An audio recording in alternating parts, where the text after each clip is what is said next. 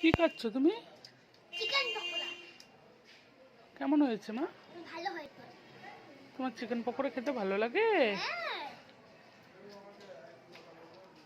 Yummy. মানে তো দারুণ খেতে লাগছে। তাই? হুম।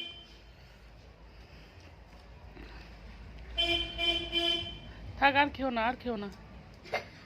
খাবো হ্যাঁ, খাবো। আচ্ছা খেয়ে নাও।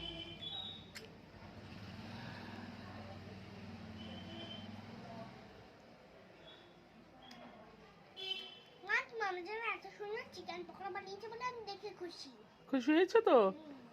কালকে স্কুলে কি কাঁদবে না তো আর? না। ঠিক, হ্যাঁ। তাহলে আবার বানিয়ে দেবো। হুম।